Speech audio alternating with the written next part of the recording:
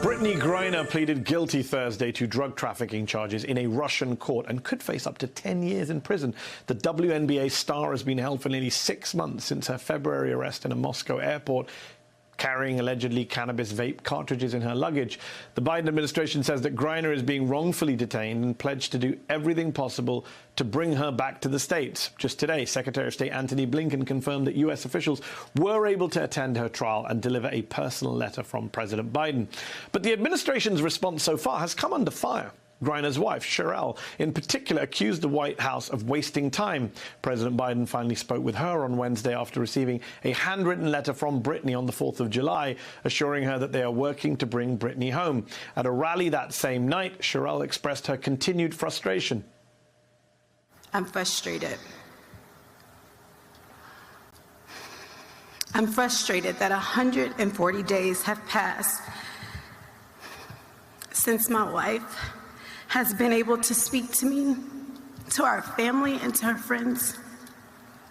I'm frustrated that my wife is not going to get justice. And unfortunately, Brittney Griner isn't the only American currently detained in Russia. Paul Whelan, a former Marine, has been held there for nearly 4 years. He's currently serving what the U.S. government calls an unfair 16-year sentence for espionage. What's more, Whelan's sister says that the Biden administration has yet to contact her family. And let's not forget Americans wrongfully detained outside of Russia either. Siamak Namazi has been held in an Iranian prison since 2015 and just last week wrote a scathing New York Times essay chastising the White House. Quote, "I am compelled to break that silence now because I believe that the Biden administration's approach to rescuing Americans in distress in Iran has failed spectacularly so far, and unless the president intervenes immediately, we are likely to languish in this abyss for the foreseeable future." So what is next for these prisoners? And is the Biden administration doing enough to bring them home? Joining me now to discuss is Kimberly St. Julian-Varnon, a Russian and Ukrainian history expert, as well as a PhD student at the University of Pennsylvania. Thank you so much for coming on the show. What is your assessment of the White House's response so far to Brittney Griner's detainment?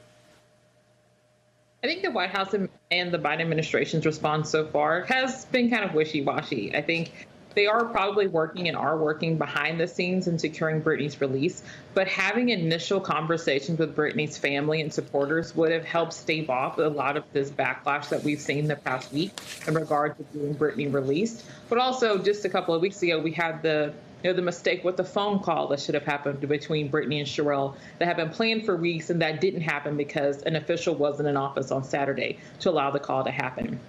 So you have those easily adjustable issues that the Biden administration, and particularly the State Department, messed up on. But then on the other side, we don't know what all is happening behind the scenes or what type of negotiations could have been happening between the Biden administration and the Kremlin in terms of a prisoner exchange or, securing Brittney and Paul Whelan's releases. And so these are the things that is harder for the public to understand, including the family and her supporters, because these aren't things that, the administration of any president are generally going to share with the public.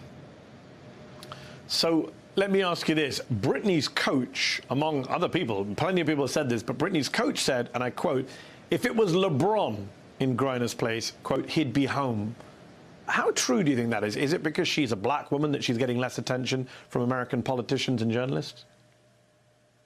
I think it's hard to say, but I do understand the frustration of Brittney's coach. I think we also have to put this into the different context. If it was LeBron James or Tom Brady, I think we'd be in the same position, but the ask that Russia would demand would be considerably higher. I mean, we've had Secretary Blinken has talked about Brittney's case. The National Security Advisor, Jake Sullivan, has spoken about her case. They both have reached out to Brittney's family and her wife. So I think Brittney is getting a considerable amount of attention, particularly when you compare the attention she's getting to the attention others like Trevor Reed and Paul Whelan had gotten before she was arrested and detained. Thanks to Brittney's detainment, more Americans are paying attention to the fact that Paul Whelan is still in Russian custody and Trevor Reed was in Russian custody until late April. That's a good point. So, question, you talked about Russia and what Russia wants. What does Russia want? What does Russia get from imprisoning high-profile Americans like Brittney Griner? What is in it for them? What is their strategy? So what we're seeing is pretty much typical Russian hostage diplomacy. And generally, when Russia takes someone, a foreign person, into custody, they generally want something. And so as we saw with the release of Trevor Reed, they got Konstantin Yanushchenko in a prisoner exchange, and he was serving, I believe, a 20-year sentence for drug smuggling.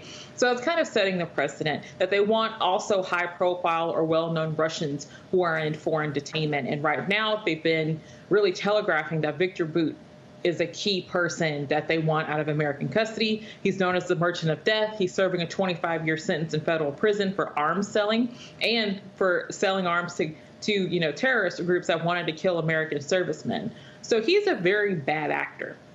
And he is the person Russia's been telegraphing for months, even before Brittany was arrested and detained, that this is the person they want out of American custody. So I think in terms of what Russia wants, the first could be a prisoner exchange. But secondly, we have to remember, Brittany's arrest did not happen in a vacuum. It happened in a worldwide crisis in the Russian war in Ukraine. So we have to think, America has significant sanctions on Russia, and we're one of the biggest financial and military supporters of the Ukrainian effort against Russia.